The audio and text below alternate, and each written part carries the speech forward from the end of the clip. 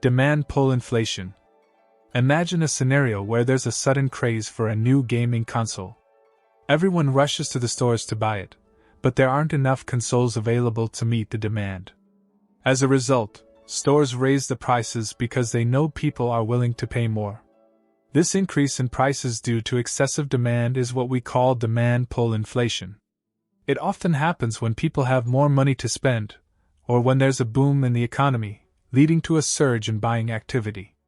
When demand outpaces supply, prices naturally go up, as businesses capitalize on the opportunity to maximize profits. Cost push inflation. Consider a situation where the cost of oil suddenly spikes, causing transportation costs to soar. This increase in production costs affects various industries, from manufacturing to agriculture. To offset these higher costs and maintain profitability, businesses may raise prices for their goods and services. Cost push inflation occurs when businesses pass on the increased costs of production to consumers through higher prices.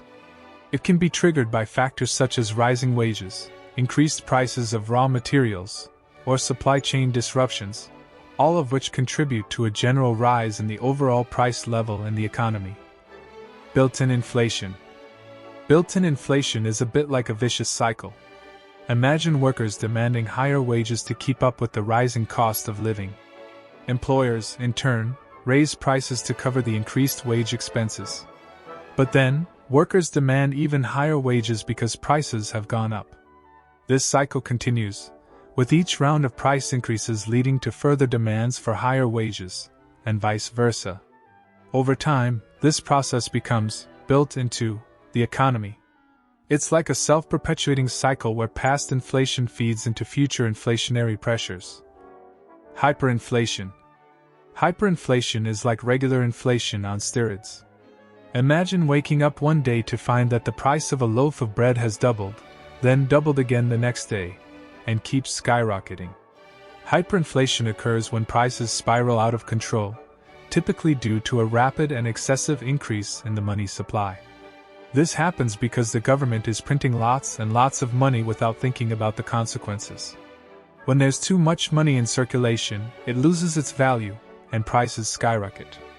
This makes it really hard for people to afford things. Stagflation. Stagflation is an economic anomaly where the economy faces a double whammy of high inflation and stagnant growth. Picture a scenario where businesses aren't expanding, and unemployment is high, but at the same time, prices keep climbing. It's like having a race car that's stuck in mud. It's not going anywhere fast, and meanwhile, the price of fuel keeps going up. Usually, when the economy isn't growing much, prices tend to stay steady, or even go down.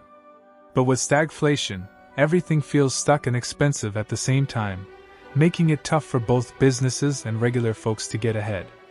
Creeping inflation. Creeping inflation is like the slow and steady drip of a leaky faucet. Imagine going to the grocery store and noticing that prices inch up a little bit each time you shop. Creeping inflation refers to a gradual increase in the general price level over time, usually at a relatively low and steady rate. While it may not be immediately noticeable, over the long term, it can erode the purchasing power of money and affect standards of living. Galloping inflation.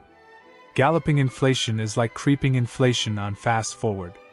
Instead of prices inching up slowly, they're galloping ahead at a much faster pace. Imagine prices doubling or even tripling within a short period. Galloping inflation typically occurs during periods of economic instability, or when inflationary pressures spiral out of control due to factors like excessive money growth, supply shortages, or loss of confidence in the currency. It can have severe consequences for consumers, businesses, and the overall economy, leading to uncertainty and distortions in resource allocation.